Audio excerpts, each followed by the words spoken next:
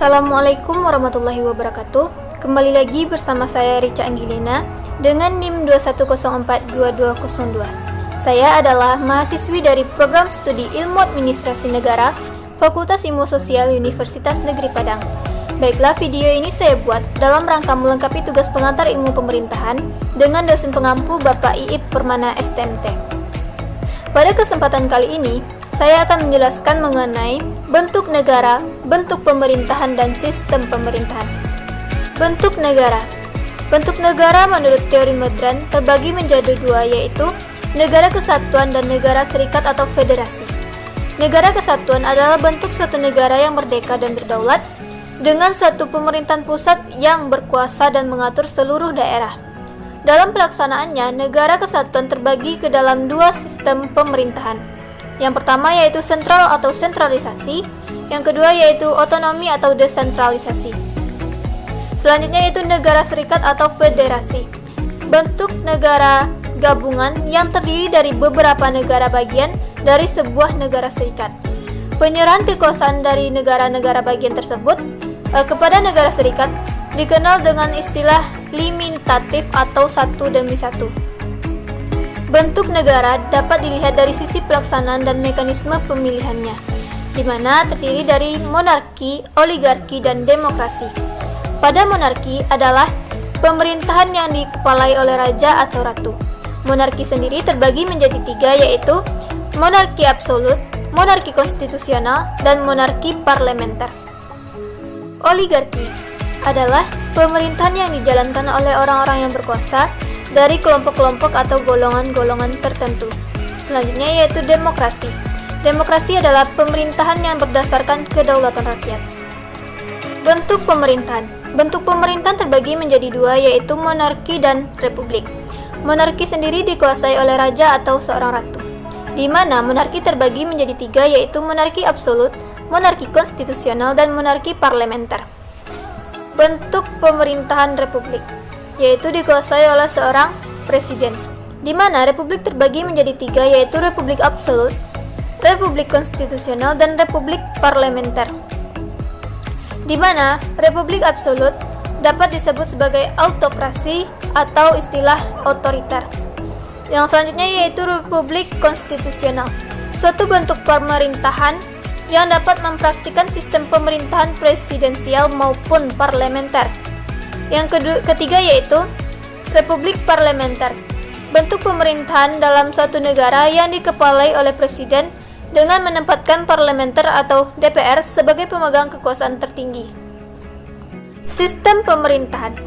Sistem pemerintahan terbagi menjadi empat, yaitu presidensial, parlementer, semi-presidensial, dan komunis.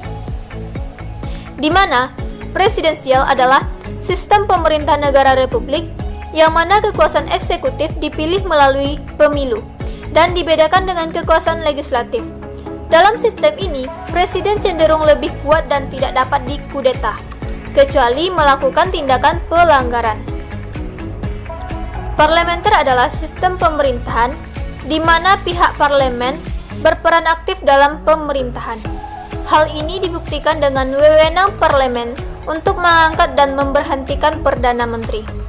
Selanjutnya yaitu semi-presidensial, sistem pemerintahan yang menggabungkan dua sistem pemerintahan, yaitu presidensial dan parlementer.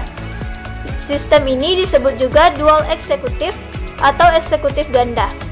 Selanjutnya yaitu komunis. Komunis merupakan sistem anti-liberalisme dan menentang kepemilikan akumulasi modal pada suatu individu tertentu. Baiklah, sekian penjelasan saya mengenai bentuk negara, bentuk pemerintahan, dan sistem pemerintahan. Jika ada salah dan janggalnya, mohon dimaafkan. Saya akhiri dengan wabillahi taufik wal hidayah. Wassalamualaikum warahmatullahi wabarakatuh.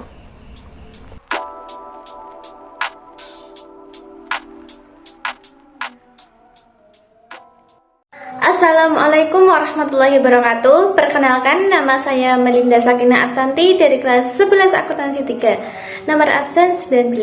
Di sini saya akan membuat video reaction tentang bentuk negara, bentuk pemerintahan, dan sistem pemerintahan. Selamat menyaksikan. Nah, dari video tersebut, apa sih yang dapat kita simpulkan? Nah, yaitu yang pertama, bentuk negara. Negara kesatuan hanya ada satu pemerintahan pusat yang memegang seluruh kekuasaan. Dijalankan dengan dua cara, yaitu yang pertama sentralisasi, yang semuanya itu diatur langsung oleh pusat. Nah, untuk yang kedua itu ada desentralisasi, yaitu daerah diberi hak mengatur urusannya sendiri.